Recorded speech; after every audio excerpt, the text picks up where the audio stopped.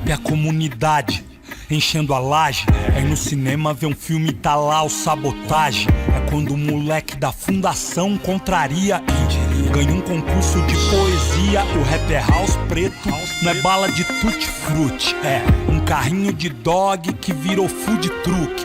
Caneta do GOG, agulha do KLJ, os pés do Nelson, as mãos dos gêmeos no spray. Quer saber o que é rap puro? A escola ocupada pelos alunos. Marighella, Mandela, Guevara, Dandara, Zumbi foram rap antes do rap existir. Aí, um texto do Ferrez, um samba do Adoniran. São rap tanto quanto qualquer som do Wu-Tang Clan. E as tia que leva sopão pros mendigos. Ah, rap até umas horas, mais que os MC umbigo. É uma chave, um escudo, uma espada, uma lâmpada, um colete, uma escada, uma bússola, um despertador. É uma chave, um escudo, uma espada, uma lâmpada, um colete, uma escada, uma bússola, um despertador.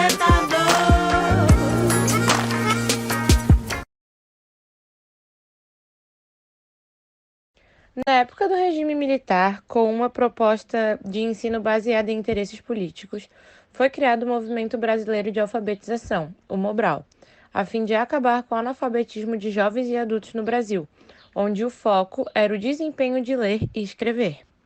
Com o processo de industrialização nos centros urbanos, a população da zona rural acabou migrando para a área urbana, a fim de uma melhor qualidade de vida. E como as indústrias precisavam de uma mão de obra especializada, foi preciso alfabetizar esses trabalhadores e assim foi surgindo as escolas para os jovens e adolescentes.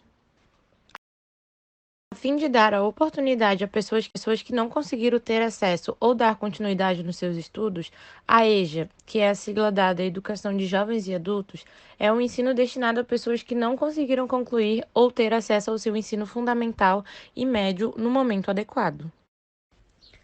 Sendo uma educação oferecida pela rede pública no Brasil, seguindo de acordo com a Lei nº 9.394/96, seção 5, artigo 37, a educação de jovens e adultos será destinada àqueles que não tiveram acesso ou continuidade de estudos nos ensinos fundamental e médio, na idade própria, e constituirá instrumento para a educação e a aprendizagem ao longo da vida.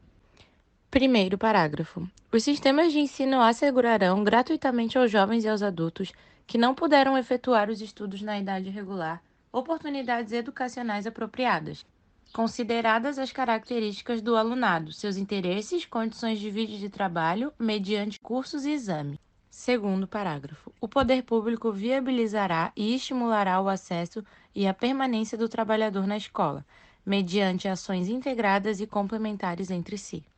Terceiro parágrafo. A educação de jovens e adultos deverá articular-se preferencialmente com a educação profissional na forma do regulamento.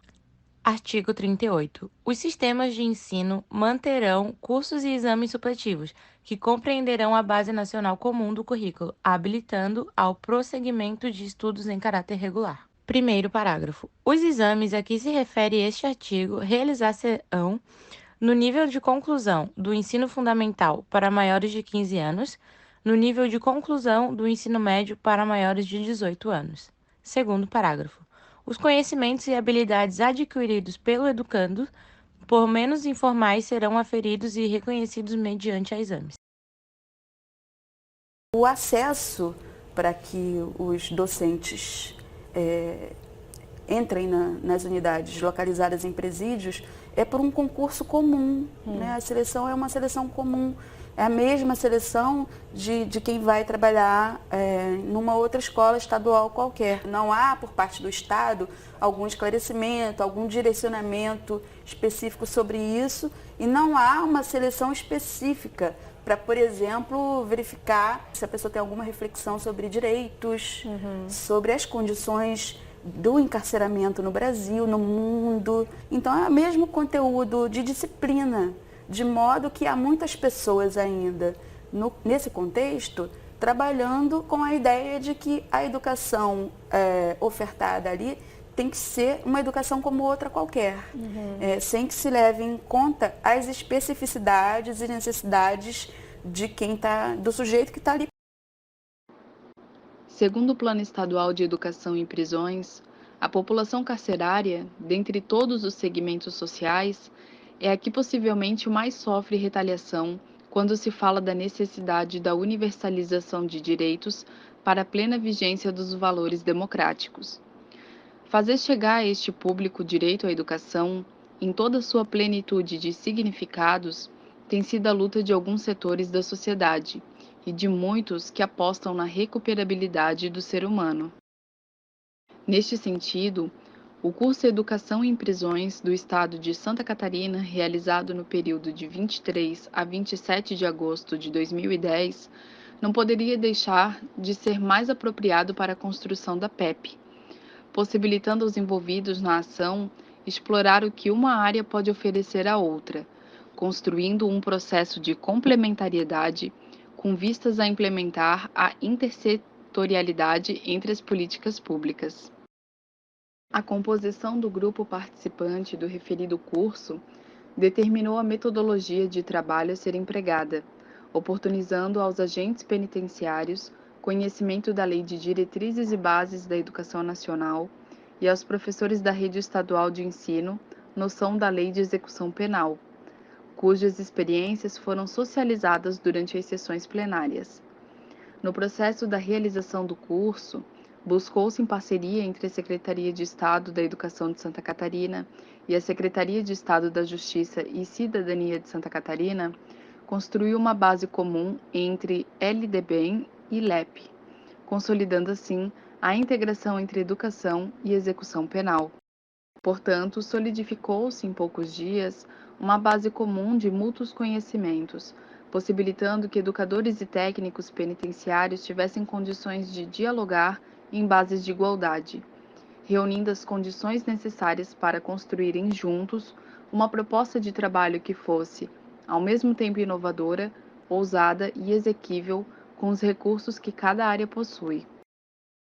A atividade finalística da educação não consiste em doutrinar as pessoas, nem somente em melhorar os indicadores educacionais penitenciários, mas principalmente em favorecer o acesso ao processo de escolarização formal para homens e mulheres privados de liberdade, no sentido de exercerem os direitos da cidadania, usufruindo das oportunidades oferecidas no âmbito da sociedade. Com relação à EJA prisional em Santa Catarina, temos a tabela 1, que trata sobre a quantidade e oferta de educação nos estabelecimentos penais do Estado. Das 10 penitenciárias existentes, 7 possuem oferta de educação. Da única colônia agrícola, também possui oferta de educação. Das 2 casas de albergado, nenhuma delas possui oferta de educação. Do Hospital de Custódia e Tratamento Psiquiátrico, possui oferta de educação. Das 14 unidades prisionais avançadas, 12 possuem ofertas de educação. Dos 22 presídios, 20 possuem oferta de educação. Totalizando, temos 50 estabelecimentos penais do Estado com 41 com oferta de educação.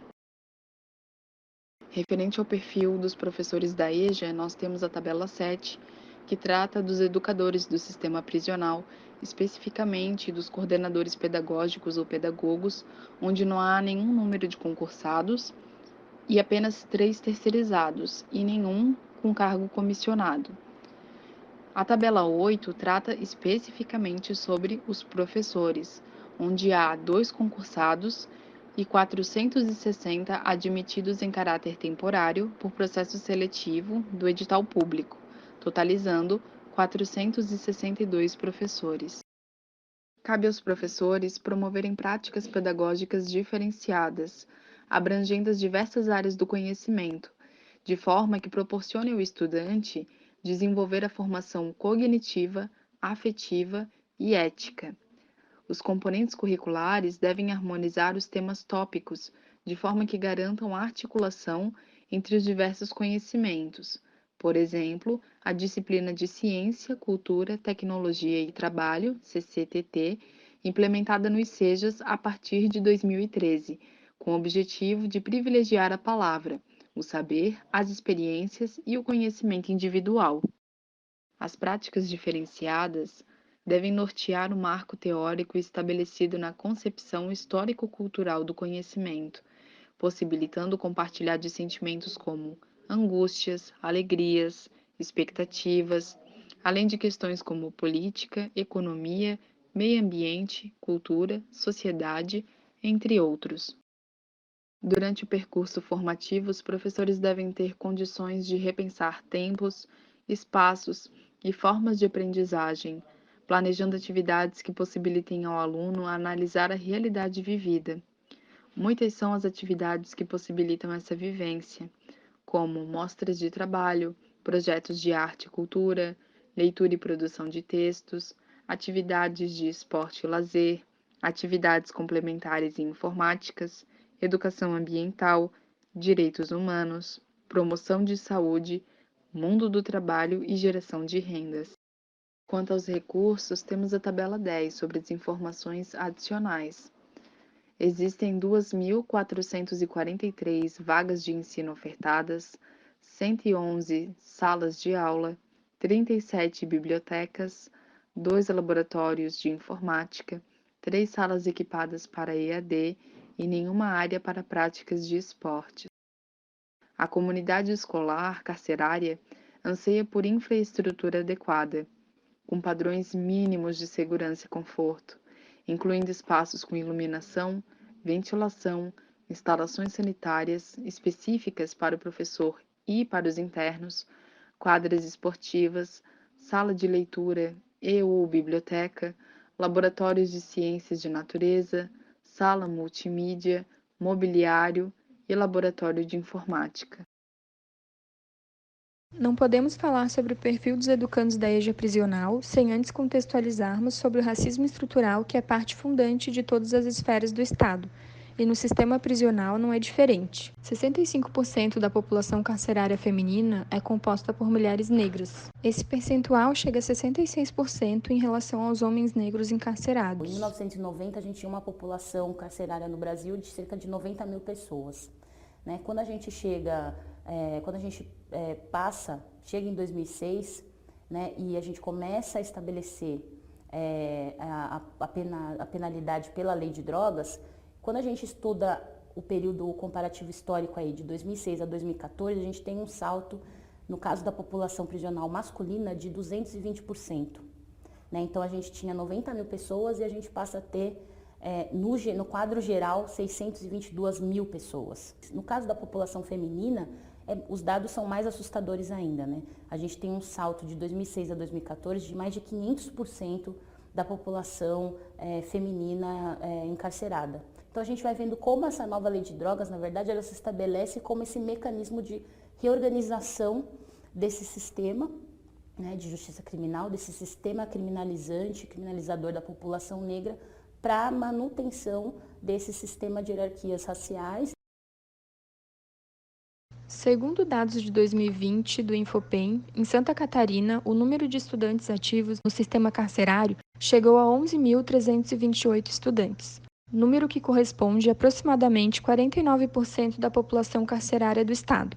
Esse percentual cai para 25% se comparado à média nacional, o que reflete a disparidade de investimentos e políticas públicas entre as regiões do território nacional. A ampliação e qualificação da oferta da educação nos estabelecimentos penais é amparada no Decreto Federal 7626, de 2011, mas a sua aplicação prática ainda está longe do ideal. Aqui no estado, a EJA do Ensino Fundamental 1 e 2 concentram o maior número de estudantes. Ao total, são 2.892 alunos. Para cada 12 horas de estudo, é abatido um dia de pena. Nos estabelecimentos penais, a prática pedagógica acontece de forma presencial, atendendo as turmas em conformidade com a legislação em todos os níveis de ensino da educação básica. As atividades do ensino fundamental, primeiro segmento, são orientadas por um professor que planeja e debate com o grupo os conteúdos das diferentes áreas, possibilitando ao aluno estabelecer o seu próprio ritmo de aprendizagem, podendo concluir o curso a qualquer tempo, avançando para o nível seguinte. Nas turmas do ensino fundamental, segundo segmento e ensino médio, as aulas acontecem por disciplina, Os alunos frequentam as aulas e concluem as disciplinas conforme a organização curricular, até a finalização do curso. Bom demais. Cada vez que nós descemos aqui para baixo é tipo uma viagem. Como se diz, ler um livro você já está viajando, né? Você vem para cá é melhor ainda, que é muita distração.